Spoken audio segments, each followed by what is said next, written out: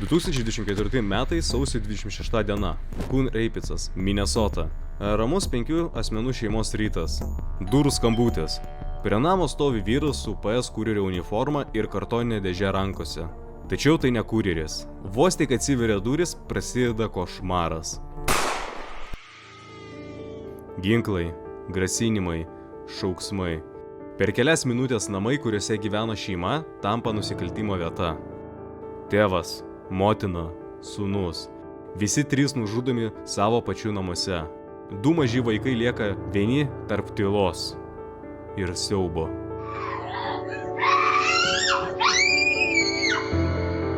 Tačiau užpuolikai padarė vieną lemtingą klaidą. Jie nežinojo, kad viskas buvo nufilmuota. Kamera užfiksavo kiekvieną jų žingsnį, kiekvieną žodį, kiekvieną šūvį. Kas buvo šie žmonės ir kodėl ši šeima tapo jų taikiniu? Viską tai sužinosite šiame epizode.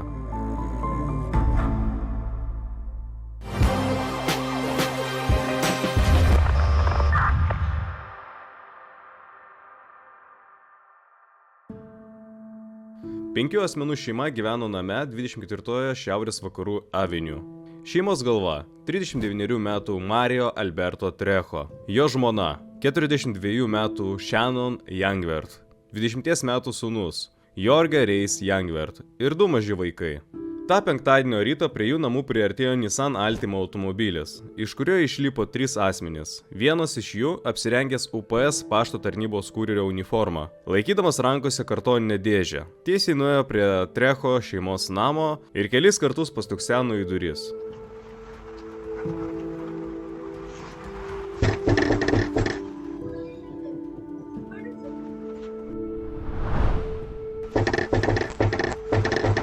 Niekas durų jam neatidarė. Ir po neilgo laiko jis apsisuko ir atrodė jau ketino išeiti. Tačiau durys vis dėlto atsidarė. Iš jų išėjo Jorge Youngwirth ir nuėjo link vaikinų. Tuomet jis dar nežinojo, kad šie žmonės jokie ne kurjeriai. Jie visai neturi nieko bendro su siuntų pristatymu. Viską, ką jie atneša, tai skausmą ir kančias.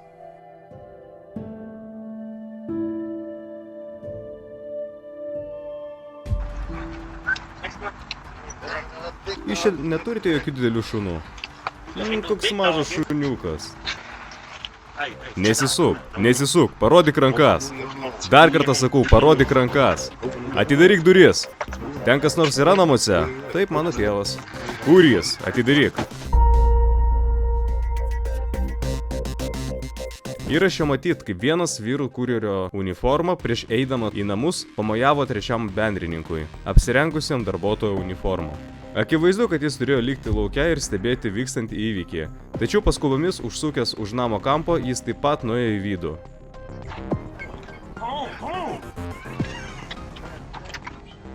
Ką?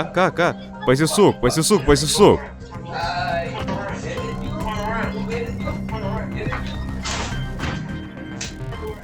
Koridoriuje užpuolikus pasitiko šeimos galva Mario Alberto. Vyras išgirdo balsus prie durų ir išėjo pasižiūrėti, kas vyksta. Bet kaip ir jo sūnus, iš karto buvo paimtas įkaitu. Du įtariamieji liko koridoriuje su Mario, o trečias, laikydamas pistoletą prie Jorge, nuėjo kartu su juo į tolimesnį kambarį. Pirmin, judėk!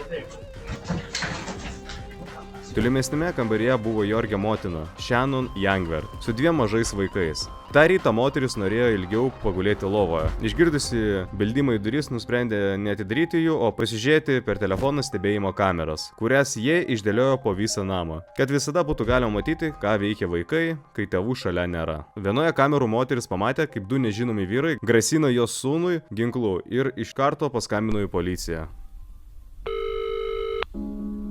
Jie grasina pistoletu mano sūnui. 2 tamsiaodžiai. Taip, prašau, neimkite mūsų, prašau, neimkite mūsų, ne! Kai ginkluotas nusikaltėlis įėjo į kambarį, Shannon vis dar buvo ryšyje su 911 dispečeriu, kuris tiesiogiai galėjo girdėti visą siaubą. Atsitrauk, o dieve, duok pinigus. Aš tikrai su tavim nejuokausiu. Aš sužalosiu tavo sūnelį, jei dabar nenutilsi. Ei, Mario Alberto, atneši pinigus čia. Iš tikrųjų dabar įvyko labai svarbus momentas. Užpuolikas kreipėsi į šeimos galvą Mario tiesiogiai jo vardu. Iš ko galima padaryti išvadą, kad arba koridoriaus muštinių metu, kur nėra kamerų, jie greitai susipažino, kas mažai tikėtina iš tikrųjų. Arba užpuolikas pažino Mario ir tiksliai žinojo, kur ir pas ką eina.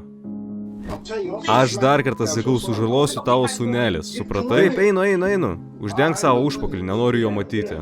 Užsidėk ką nors ir patylėk. Na, ir kur pinigai? Atnešk čia. Man reikia pinigų, pirmin. Jie čia, imk, tik atidaryk. Jei dar kartą jis pajudės, aš šitą šūdą nušausiu. Jie slaptoje dėžutėje. Kur? O dieve, kas per slaptą dėžutę? Ji šone. Tai ne visi pinigai. Nori su manim pažaisti? Na tai pažaisti. Tai viskas, ką mes turime. Tiesa. Tai viskas, ką mes turime. Tai visi mūsų pinigai. Gerai? Baigiam. Ne, prašau. Nereikia. Prašau. Ir tada įvyksta baisus dalykas. Vienas iš užpuolikų nušovė Mario Alberto savo namuose. Šis nužudymas sukėlė negrįžtamą siaubingų įvykių grandinę. Po Mario nužudymo vienas iš nusikaltėlių nuėjo į tolimesnį kambarį pas Shannon ir šaltakraujiškai šovė jai į pakaušį. Moteris žuvo vietoje. Tuo tarpu Jorge bandė pabėgti iš namų, bet koridoriuje jį sustabdė užpuolikai ir po kelių smūgių buvo išgirstas šūvis. Tada užpuolikai bandė sunaikinti visus įmanomus įrodymus ir po to paspruko iš įvykio vietos. Jie nežinojo, kad kiekvienas jų žingsnis buvo nufilmuotas. Tuo tarpu Trecho šeimos namuose vyksta tikrai širdį draskanti scena. Drąsus mažylis, bandydamas apsaugoti savo jaunesnį brolį, atitraukė jį nuo motinos, gulėjusios ant grindų.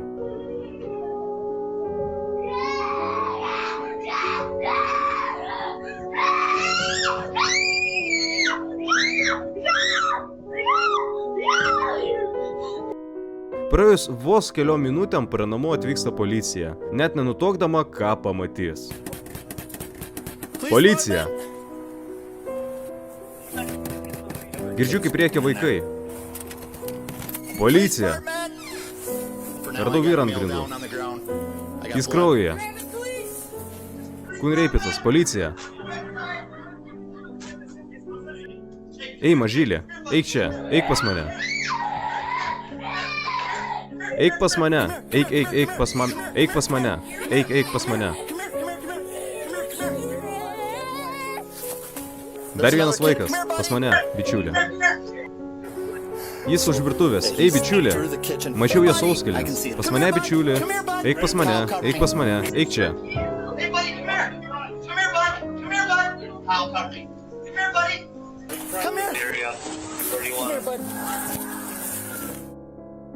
Įėję į namus, pareigūnai rado 3 žmonių kūnus – Mario, Shannon ir Jorge.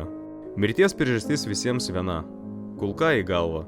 2 mažyliai visiškai nenukentėjo, namas buvo nedelsiant apsuptas, o tyrėjai pradėjo kruopščiai rinkti įrodymus, įskaitant daiktinius įrodymus ir vaizdo kamerų įrašus. Bandydami nustatyti nusikaltėlių tapatybės, kai vėliau paaiškėjo, tamsiai mėlynos Nissan Altima priklausė 39 metų Alongo Mingo, kuris buvo suimtas tą pačią dieną. Tolimesnis tyrimas, įskaitant namo stebėjimą, DNR analizę ir telefono pokalbių įrašus, tai atvedė policiją prie dar 2 įtariamųjų.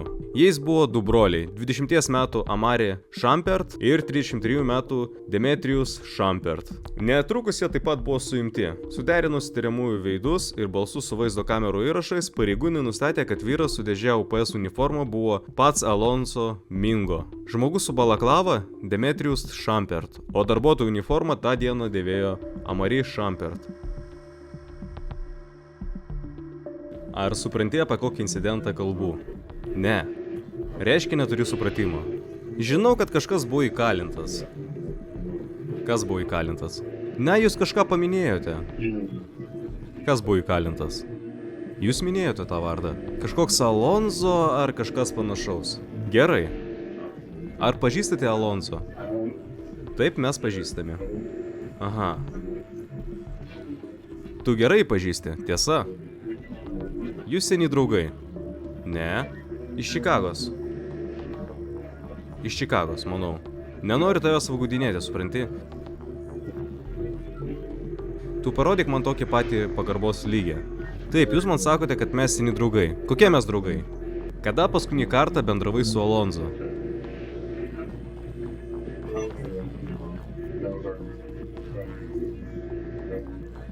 Sakyčiau, maždaug prieš mėnesį ar kažkas panašaus. Prieš mėnesį? Gal pusantro, manau. Taip, gerai, tai melas. Viskas nufilmuota kameromis ir jau parodyta žiniasklaidoje. Bet jūs negalite man apie tai pasakoti, nes aš jau apie tai girdėjau. Visi pasaulyje apie tai girdėjo. Žinoma, tai girdėta. Paklaus bet ko. Girdėjai apie nužudimą Kunreipice. 4 ar 5 ar kiek ten nužudyta. Na tai ką aš padariau? Tu ten buvai. Nebuvau. Manęs ten nebuvo. Tu buvai. Galbūt tu nepatikėsi mano žodžiais, bet aš nemeluoju ir nieko neišgalvoju. Mes matėme, kaip jūs privažiavote. Jūs dviese išlipate ir einate prie namo. Tik tu ir Alonzo. Jis pasibeldė į duris. Iš pradžių niekas neatidarė ir jūs jau norėjote išeiti. Jūs jau beveik išėjote. Bet jis atidaro duris ir jūs grįžtate. Taip. Ir ant tų durų kabėjo kamera. Tu turėjai pirštinės ir kaukę. Bet aš galiu tiksliai pasakyti, kad tai buvai tu su ta kaukė. Taip. O paskui, kam tu mojavai ranką? Aš nemojavau. Jis sėdėjo automobilio ir tu jam mojavai. Aš sėdėjau mašinoje. Ne, jis sėdėjo automobilė. Trečias žmogus sėdėjo automobilė ir tu jam pamojavai. Nežinau. Gerai, aš neturiu jokio supratimo, kas tai buvo. Aš nežinau, kas buvo tas žmogus su kaukė, bet tai buvau ne aš. Gerai, tu buvai nusikaltimo vietoje. Pavaikščiai po visą namą, lietei savo veidą, palietei driežo narvą. Štai mes priėjom prie momento, kai įrodymų sukupė tiek daug, kad jos sunku paneigti. Supratai? Mes taip pat turime garso įrašą. Jame girdėti, kaip tu sakai. Koks mažas šuniukas. Ką? Jūs čia neturite jokių didelių šunų. Koks mažas šuniukas. Gali pakartoti, kodėl man tai sakyti? Ką tai apskritai reiškia? Tavo balsas labai atpažįstamas. Aš nieko tokio nesakiau. Nesuprantu, apie ką kalbate. Ką tai reiškia? Tu tai sakei, kai ėjai prie namo. Kodėl man tai sakyti pokalbė su vaikinu? Kodėl man tai sakyti? Aš tik sakau, kad jūs žinote, jog aš ten buvau. Tai kodėl man tai sakyti? Aš galiu tiksliai pasakyti, kad tu ten buvai. Bet kas tapo tokio žiauraus susidorojimo priežastimi? 24 metų sausio 26 dieną Mario šeimos tėvas buvo įtariamasis byloje dėl draudžiamų medžiagų platinimo. Jis buvo kaltinimas narkotikų pardavimu. Broliai jį gerai pažinojo ir žinojo, kas jis toks ir ko užsiima. Būtent todėl į nusikaltimą jie ėjo su kaukėmis. Jie nenorėjo, kad Mario juos atpažintų. Be to, vaizdo įraše iš Trecho šeimos namo mes galime girdėti, kaip Alonzo vadina jį vardu. Mario Alberto, atnešk čia pinigus. Iš pradžių užpuolikų planas neapėmė trigubo žmogžudystės. Ginklas buvo paimtas tiesiog bauginimui. Tačiau stovėdamas prieškambaryje su broliais Lambert, tam tikrų momentų Mario nusprendė pulti užpuoliką ir atimti iš jo ginklo. Deja, jam nepavyko. Toliau įvyko trigubo žmogžudystė, kurią kitaip nei egzekucija net nepavadinsi. Juk aukos net nesipriešino ir darė viską, kas jiems buvo liepta. 39 metų Alongo Mingo buvo kaltinamas 3 pirmojo laipsnio žmogžudystės epizodais. Žmogžudystė sunkio nusikaltimo metu, ginkluotų apiplėšimų ir neteisėtų įsibrovimų į būstą. Teismas pripažino jį pagrindiniu žmogžudžiu ir tiesioginiu vykdytoju. 2025 m. rugsėjį jis buvo nuteistas kalėti iki gyvos galvos, be teisės į lygtinį paleidimą. Dimitros Trento buvo kaltinamas 3 bendrininkavimo pirmojo laipsnio žmogžudystėje atvejais. Dalyvavimu iš anksto suplanuotame ginkluotame įsibrovime, ginkluoto apiplėšimu ir sąmokslu nužudyti. 2025 m. lapkritį jis buvo nuteistas kalėti iki gyvos galvos, be teisės į lygtinį paleidimą. Jis buvo kaltinamas 3 bendrininkavimo pirmojo laipsnio žmogžudystės atvejais. Ginkluotų apiplėšimų, pagalbai vykdant žmogžudystę ir sąmokslų. Nepaisant to, kad Omarui buvo tik 20 metų, teismas nusprendė, kad amžius nemažina atsakomybės, nes veiksmai buvo sąmoningi ir bendro plano dalis. 2026 m. sausį jis buvo nuteistas kalėti iki gyvos galvos, be teisės į lygtinį paleidimą. Vaikai, kuriems tą dieną pavyko išgyventi, buvo perduoti Shannon seseriai, kuri jos apsupo šiluma ir rūpesčiu. Savo socialiniuose puslapiuose ji reguliariai skelbia berniukų nuotraukas. Dabar jie svajoja užaugti ir stoti tarnauti į specialiasias pajėgas, kad galėtų ginti visus, kuriems to reikia.